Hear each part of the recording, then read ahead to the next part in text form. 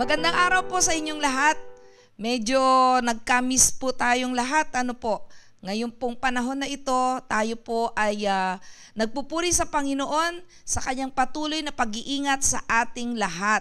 Salamat sa Diyos sa panibagong kasiglahan, panibagong kalakasan, at mga panibagong pananaw sa buhay na kung saan ito po ay tayo po ay patuloy na sinasamahan ng Diyos. Ang kanya pong pananaw ay atin pong nagiging pananaw. Ngayon po ay magkakaroon po tayo ng panibagong serye na kung saan ito po ay pumapatungkol para sa atin pong mga pamilya. Nais ko pong ibahagi sa inyo ngayong araw na ito ang mga talata mula po sa John chapter 4 verses 46 hanggang 54. Ito po ang sinasabi ng mga talatang ito. Muling bumalik si Jesus sa bayan ng Cana sa Galilea kung saan ginawa niyang alak ang tubig. Doon ay may isang opisyal ng pamahalaan na ang anak na lalaki ay may sakit at nasa Capernaum. Nang mabalitaan niyang bumalik si Jesus sa Galilea mula sa Judea, pinuntahan niya ito. Nakiusap siya kay Jesus na pumunta sa Capernaum at pagalingin ang anak niyang nag-aagaw buhay. Sinabi ni Jesus sa kanya, "Hanggat hindi kayo nakakakita ng mga himala at kababalaghan, hindi kayo maniniwala sa akin." Sumagot ang opisyal, "Sumama na po kayo sa akin bago mamatay ang anak ko." Sinabi ni Jesus sa kanya, "Pwede ka nang umuwi. Magaling na ang anak mo." Naniwala ang opisyal sa sinabi ni Jesus at umuwi siya. Habang nasa daan pa lang, ay sinalubong na siya ng mga alipin niya at sinabi sa kanya na magaling na ang anak niya. Kaya tinanong niya kung anong oras ito gumaling. Sumagot sila, "Kahapon po ng mga alauna ng hapon ay nawala na ang lagnat niya." Naalala ng opisyal na ng oras ding iyon ay sinabi sa kanya ni Jesus na magaling na ang anak niya. Kaya siya at ang buong pamilya niya ay sumampalataya kay Jesus. Ito ang ikalawang himala na ginawa ni Jesus sa Galilea pagkagaling niya sa Judea. Meron ka bang pinagdadaanan ngayon? Mabigat ba ang iyong nararamdaman? At hindi mo alam kung saan ka kukuha ng kasagutan sa iyong mga katanungan. Hindi mo alam kung ano ang gamot kung meron kang sakit. Or hindi mo alam kung paano tutustusan ang iyong mga gamot o ang iyong mga pangangailangan. Narito po ang isang sitwasyon na kung saan makikita po natin ang isang ama ng tahanan na kung saan ang kanya pong anak ay nasa bingit ng kamatayan. Di natin alam kung anong sakit. Ang sinabi lang, siya po ay malapit ng mamatay. Pero ang sitwasyon po na ito ay nagdala sa kanya sa ating Panginoong Jesus. At ito po ang nais kong sabihin sa ating ngayong araw na ito.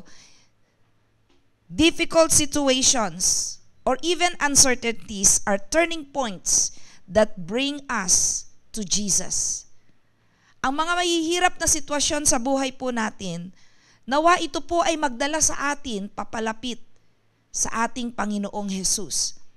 Ito po ay patungkol sa isang ama na sinasabi po dito sa kwento na ito na siya po ay isang opisyal ng pamahalaan.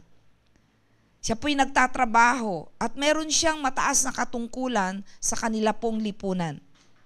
Siya po ay isang ama na masasabi po nating nagmamahal sa kanyang pamilya, nagmamahal sa kanyang anak.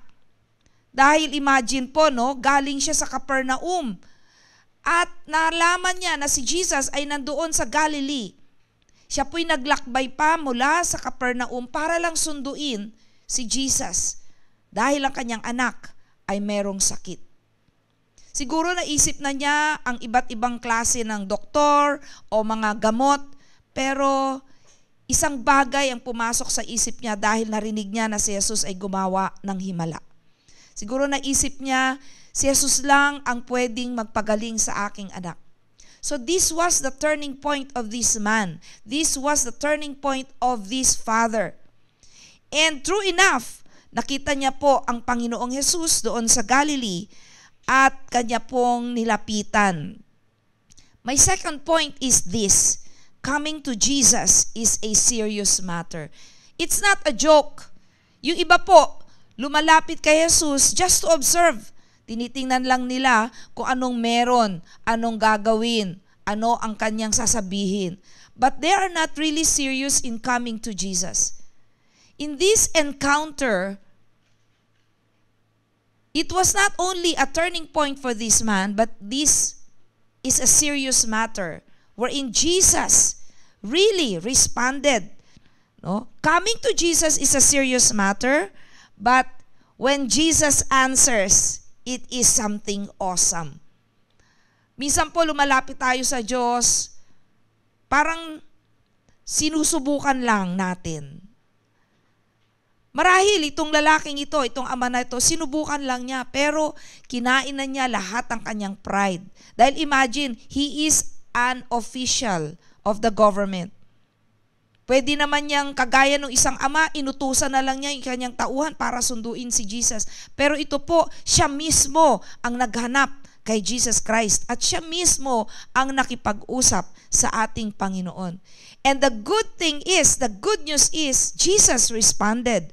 Sumagot si Jesus sa kanya. And that made this situation, made this event more awesome. Alam niyo po, kapag tayo po ay may pangangailangan, Jesus will not turn His back against us. Jesus is always willing. He loves to respond to us when we come to Him seriously. But sometimes, yung paglapit po natin sa Lord, merong konting correction.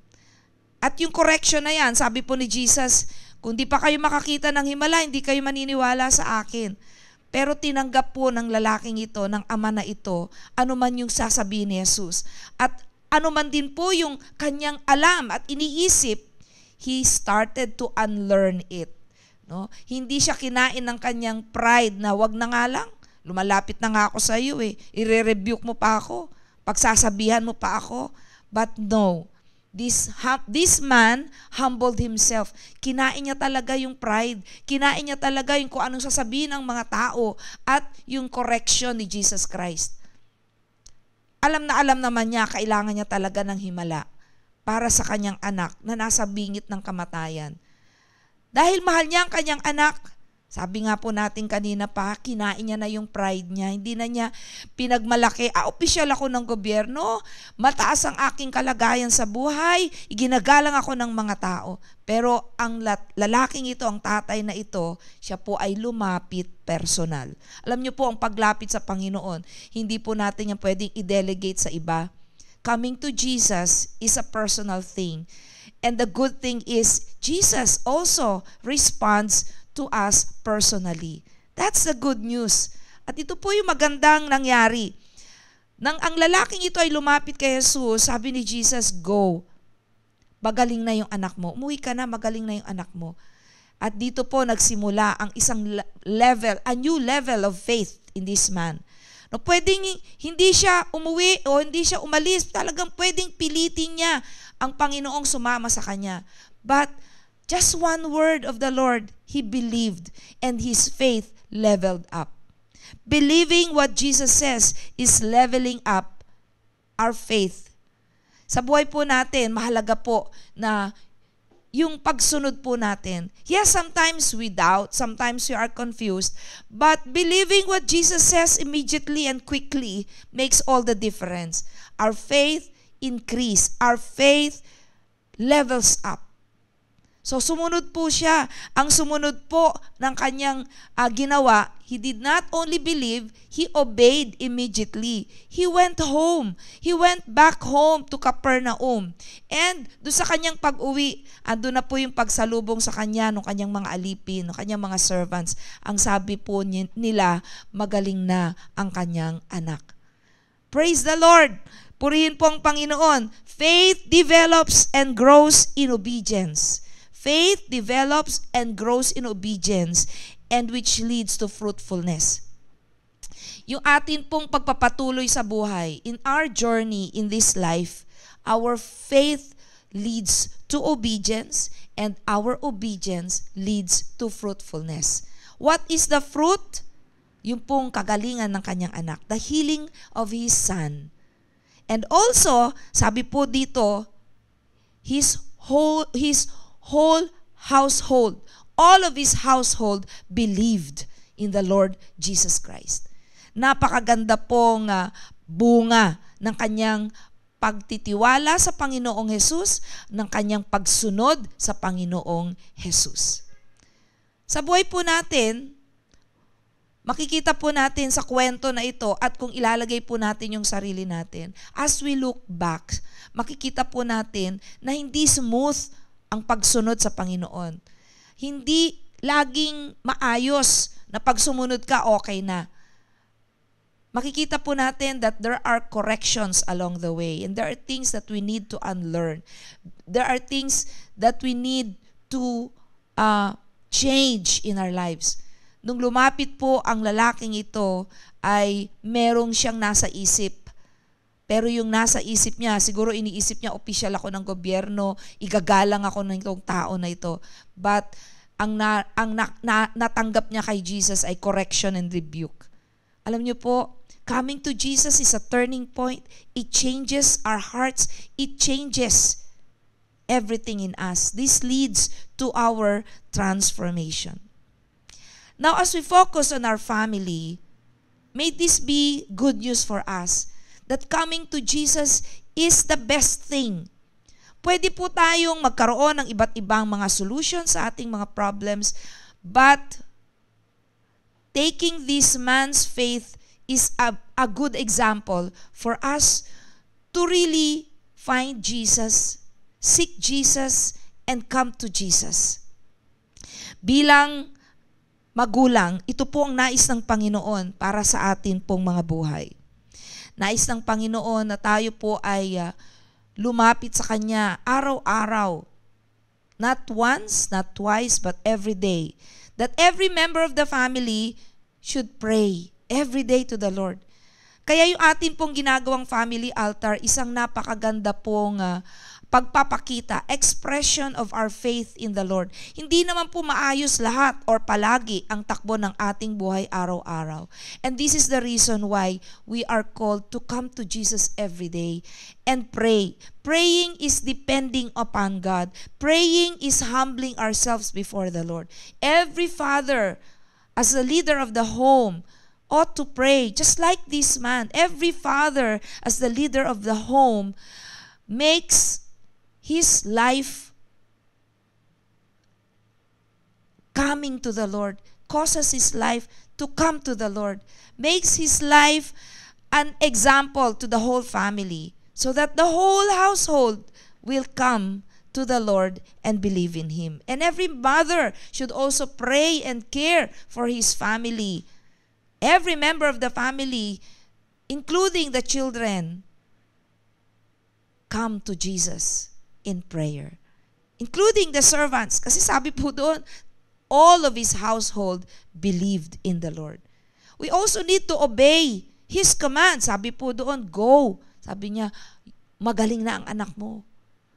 Let this be the condition of our hearts when Jesus speaks to us, when we read the Bible, when we study His Word, when we listen to the teachings of our teachers, teaching the Word of God, may the Lord find our hearts ready to obey. And with great expectation, watch out what God will do. Watch out with great expectation that will cause you to be awesome, that will cause you to be awed. See awesome things because you believed in the Lord. God is really so good. May every situation, difficult situation, even the uncertainty of our times, lead us to the Lord. May this be our turning point, coming to the Lord, believing on Him, and obeying Him. I believe God has prepared great things ahead of us as we, our families, our children, tayo po bilang mga magulang, tayo po bilang mga anak, tayo po bilang mga kasambahay, ay nagtitiwala sa Panginoon at naghihintay tayo. God will do great things ahead of us. Maraming salamat po. Tayo po ay manalangin. Ama naming Diyos, maraming salamat po sa panahon na ito, Panginoon. In these times of uncertainties, you are using these moments, these situations, this period of our time, this season, Lord, to be our turning point, an opportunity for us to come to you, an opportunity for us to come to you seriously, because we are in this season of the end times wherein serious things are happening. Lord, in the power of your Spirit, cause every man of the home, cause every son, cause every woman in the home and every daughter to believe in you, to come to you seriously, and to obey quickly. Father, thank you so much, for you are our Father God who loves us so much. You are so faithful that your word is true, and your word can be depended upon. Lord, mapagkakatiwala ng iyong salita. Salamat po, Panginoon. Turuan mo pa kami. Help us to unlearn things and begin to learn new things from you. And in our unbelief, Lord, help us to believe you more.